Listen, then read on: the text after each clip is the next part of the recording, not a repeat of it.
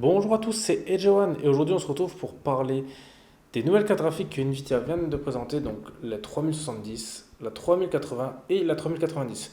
Donc dans cette vidéo justement je vais essayer de vous aiguiller un peu pour savoir si vous devez ou non acheter une de ces cartes en fonction de quel côté vous êtes, c'est-à-dire si vous êtes un joueur ou un créateur. Comme ça au moins justement ça pourra vous aiguiller de savoir si vous pouvez garder votre matériel pour continuer vos projets où vous jouez ou si ça vaut le coup vraiment de changer. Donc on va commencer par les joueurs. Alors pour les joueurs, ça va dépendre de votre matériel actuel. C'est-à-dire que si par exemple vous avez, on va dire, je sais pas, une 2070 Super ou une 2080 ou mieux, voilà, ou mieux qu'une 2070 Super, équivalent ou mieux, je pense que ça vaut peut-être pas le coup d'acheter la génération 3000 si vous n'avez pas forcément un budget énorme et que vous voulez faire des économies. Moi, je vous conseille justement d'acheter la prochaine génération des 4000 et je vais vous dire pourquoi. Parce que les jeux en général sont basés justement sur les consoles de jeux. En général, donc on va prendre la PS5 en exemple qui a environ 10 teraflops de puissance. Une génération de consoles dure à peu près 5 à 6 ans. Bon, la PS4 a duré 7 ans, mais normalement la 5 aurait dû venir avant. Mais voilà, donc on va compter là-dessus. Donc c'est-à-dire que pour les 5 prochaines années, on va dire que 10 teraflops de puissance, ça suffit. Bon, c'est sûr que les consoles sont mieux optimisées que les PC. Donc on va dire si vous avez un processeur derrière qui tient vraiment la route, il faut quelque chose d'assez puissant et 32 Go de RAM, voilà, vous êtes tranquille, je pense, pour les... Donc vous êtes tranquille environ pour les 5 prochaines années pour jouer à tous vos jeux en très bonne qualité. Maintenant, si par exemple vous avez du matériel en dessous, c'est-à-dire même une 1080 Ti, je vous conseille de la changer.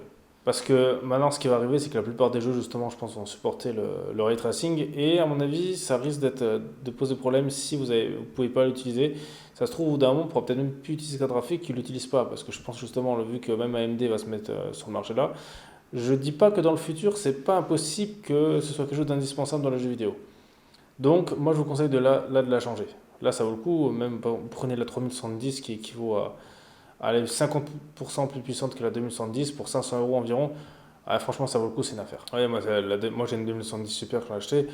Je l'ai payé ouais, dans les presque 600 euros. Donc là, c'est sûr qu'une carte graphique 100 euros moins chère qui est plus puissante, là, ça vaut vraiment le coup. Là, c'est une belle affaire. Prenez celle-là et celle-là, voilà, vous serez tranquille pendant plusieurs années. Donc voilà, donc ça, c'est vraiment pour tous ceux qui n'ont pas encore le ray tracing. Moi, je vous conseille de changer.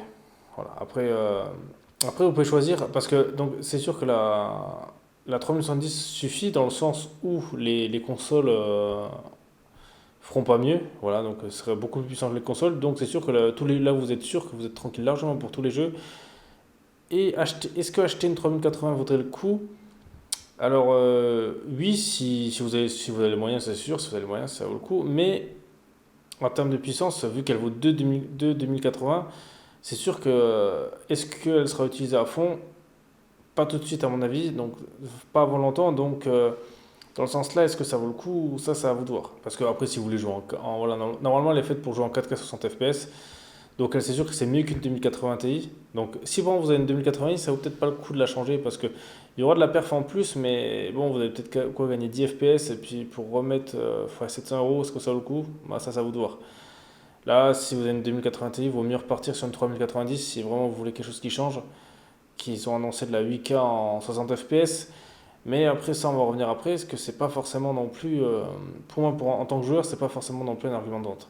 Et aussi justement, si vous l'achetez une 3090, moi je vous conseille uniquement pour la 8K, et je vais vous dire pourquoi.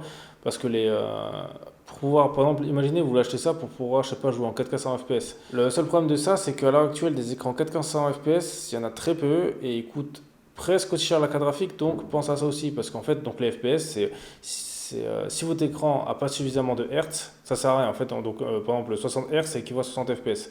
Donc là, ça sert à rien. Ça sert à rien d'acheter une carte graphique. Au final, vous n'utilisez pas. C'est comme par exemple, des fois, là, il y a pas longtemps encore, j'ai vu qu'il y a un YouTuber là ils ont fait, ils ont réussi à faire tourner Doom à 1000 FPS, mais bon, il n'y a pas d'écran 1000 Hz, hein, donc au final, ça c'est juste pour montrer un chiffre. Au final, on voit pas la différence, donc ça sert à rien. Franchement, à moi, si vous, il y a vraiment pas d'intérêt à part si montrer qu'on peut faire ça, mais y a rien, ça sert vraiment à rien. Ça, c'est vraiment le genre de choses qui. Voilà, prenez pas ça en compte. Je vois même pas vraiment l'intérêt, mais bon, après, chacun fait ce qu'il veut. Donc là, c'est pour ça que je vous conseille de. Aller maximum à 3080, parce que 3090, je pense, sera vraiment trop puissant pour rien.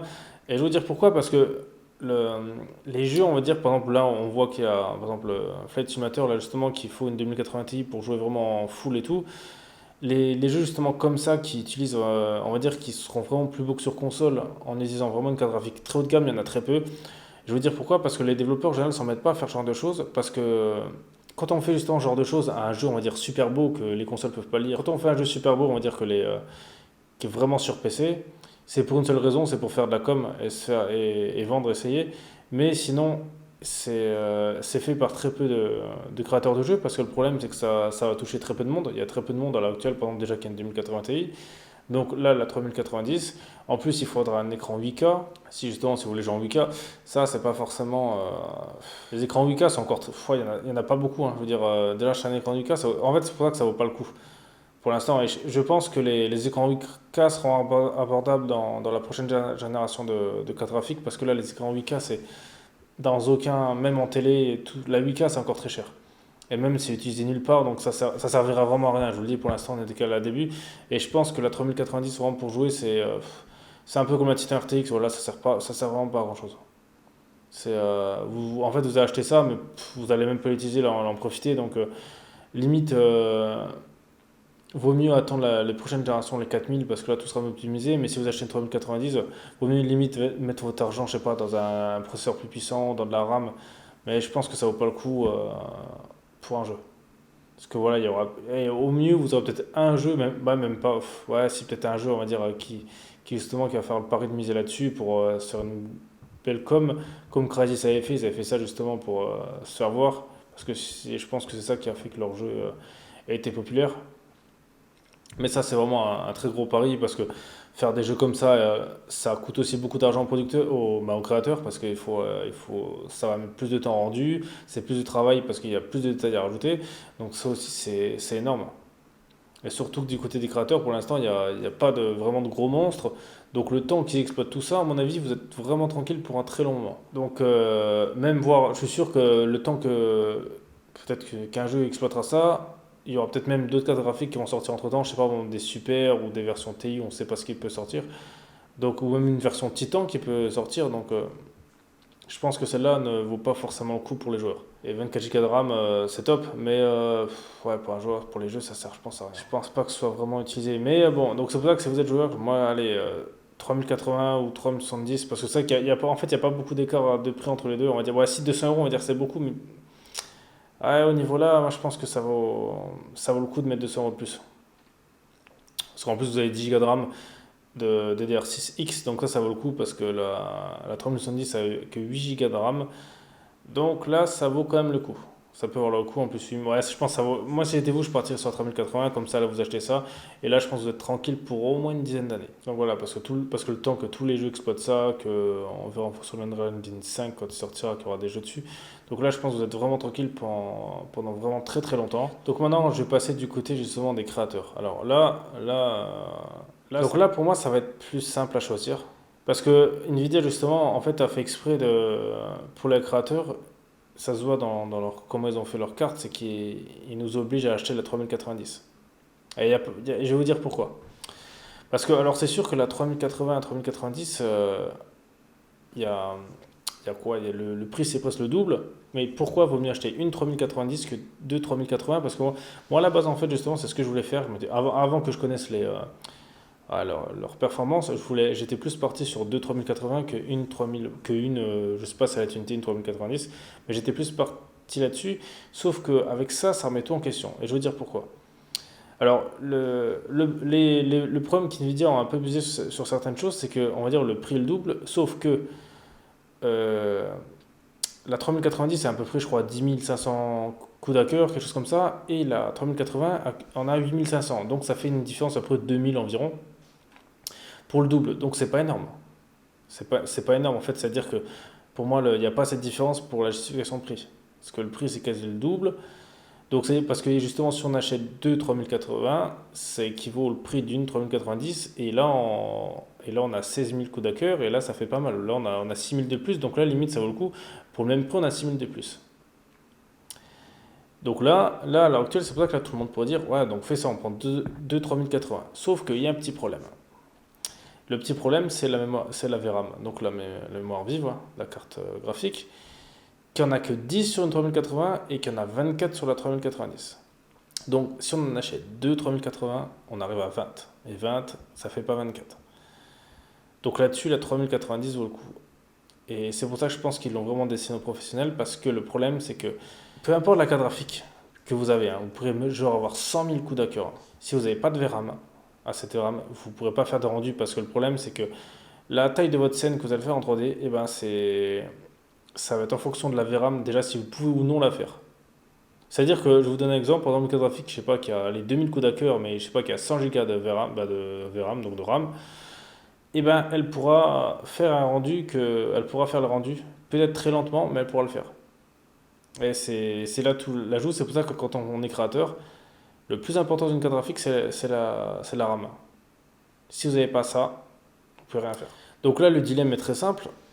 Le dilemme est très simple. Donc soit on prend le risque d'avoir deux cartes graphiques 3080 qui vont marcher plus rapidement qu'une 3090, mais dans ce cas, il faut espérer que notre scène passe. Notre scène passe, et le problème, c'est que voir combien de RAM prend une scène, il n'y a pas tout logiciel qui le montre, et des fois c'est assez compliqué, donc ça c'est un peu joué avec la chance. Et donc il reste que prendre ça à la 24 Go, parce que 24 Go, 4 Go de plus c'est déjà pas mal, et je pense que ça pourrait suffire pour faire pas mal de choses.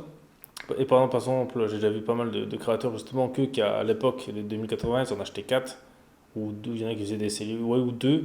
Bah, tous ceux qui ont acheté ça doivent être bien dégoûtés, parce que là, avec une seule carte graphique qui vaut moins cher que ce qu'ils ont, eh ben, le prix, c'est exactement la même question. C'est pour ça que si vous êtes un créateur, je vous conseille plus de prendre la 3090, parce que vaut mieux des fois faire un rendu lent, mais qu'on peut le faire. Parce qu'en fait, même si ce 4 Go ça peut être comme beaucoup, et c'est un risque en gros, par exemple, que peut-être vous arrivez à le faire avec les 20 Go, ça suffira, mais au bout de combien de fois? Parce que c'est-à-dire que le logiciel peut cracher. S'il n'y a pas cette VRAM, ça va cracher, ça va cracher. Des fois, ça va passer au bout de, je sais pas, vous avez recommencé 10 fois, une fois, ça va passer.